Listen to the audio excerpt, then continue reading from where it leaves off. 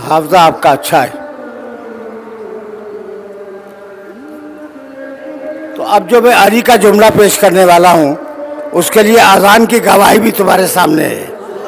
अब अजान रसूल को गवाह बना के कह रहा हूँ, या अली अबू का फिन्नार, अली तुम्हारा बाप तो जहन्नम में। एक मरतबा सुना, दूसरी मरतबा सुना, तीसरी मरतबा सुना और अली जवाब नहीं देते। पहले मैं कह चुका कि भाई ज़रूरी तो नहीं ना बात का जवाब दिया जाए। कोई ऐसा बुजुर्ग सामने आ गया जिसकी बात का जवाब देना ज़रूरी था। अली यहूदी के बाग में कुदाल से ज़मीन खोद रहे थे, वो गुजरे, कहने लगे, या अली अबू का फिन्नार, अली तुम्हारा बाप तो जहन्नम में। कुदाल रख दी, कहने लगे, आना कसीमुल जन्नत वन्नार व अबी फिन्नार, मैं हूं जन्नत और जहन्नम का तकसीम करने वाला। क्या अपने बाप को जहन्नम में भेज दूंगा? क्या कहा अली ने? अली ने क्या कहा? मैं हूं जन्नत और जहन्नम का तकसीम करने वाला। क्या अपने बाप को जहन्नम में भेज दूंगा? कहना यह था कि मेरे बाप की फिक्र न करो, अपने बाप दादाओं की फिक्र करो।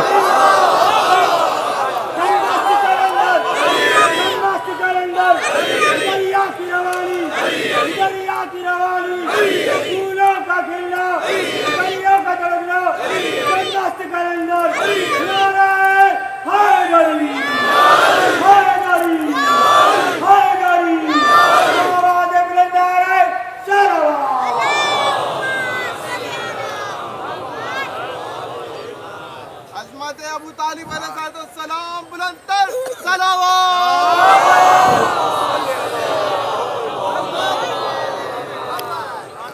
बस मेरे अजीज़ों, मेरे दोस्तों, मेरे पास कहने के लिए बातें बहुत हैं, लेकिन सिलसिला गुफ्तगू को इस मकाम पर रोक रहा हूँ इसलिए कि रब्त मसाहिब सामने मौजूद है। अली के फ़ज़ाइल का बयान था और अब एक अली के मसाहिब का तज़किरा हुआ।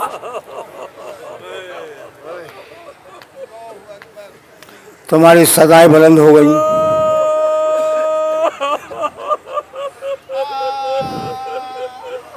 फ़ज़ाइल अली का बयान था ना, अब अली असगर के मसाहिब का बयान होगा।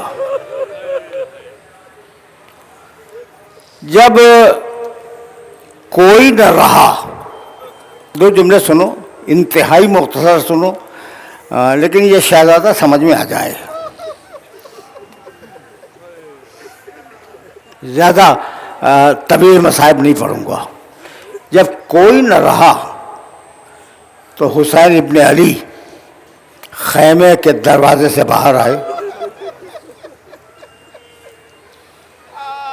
और अपने साथियों को आवाज़ दी, ज़ुहैर, बुरैर, मुस्लिम इब्ने औसजा, या अब्ताल सफ़ा वजा फुरसान अलहैजा लेमा तुनादीनी परम तुजिबकुम। क्या वजह है कि मैं तुम्हें पुकार रहा हूँ? तुम तो मेरी हर बात पर लब्बैक कहते हुए दौड़के आते थे ना। फिर कहा, हाँ मुझे मालूम है कि मौत ने मेरे और तुम्हारे दरमियान जुदाई डाल दी। ये कहकर हुसैन इब्ने अली ने दोनों हाथ बुलंद किए और कहा, हल मिन नासिरिन यंसुरुना,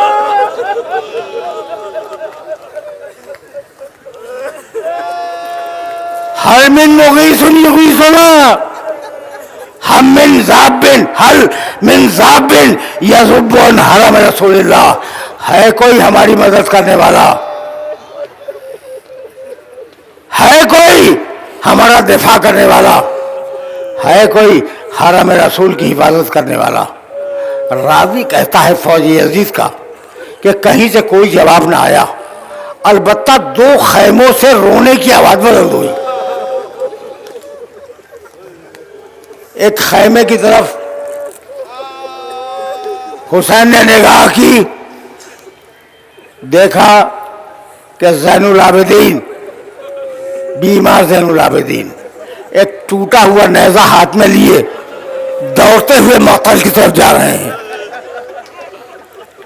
जनाब उम्मे कुलसूम सामने खड़ी थी, कहा खुद ही है उम्मे कुलसूम, सज्जाद को थामो।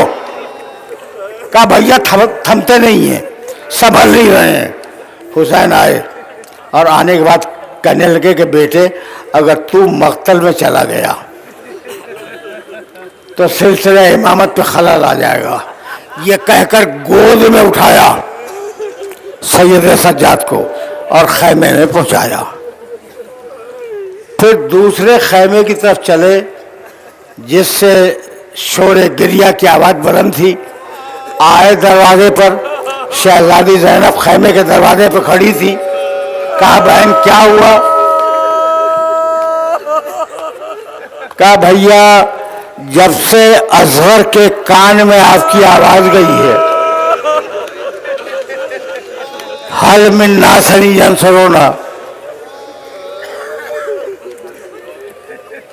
वो झूले में करार नहीं पाता।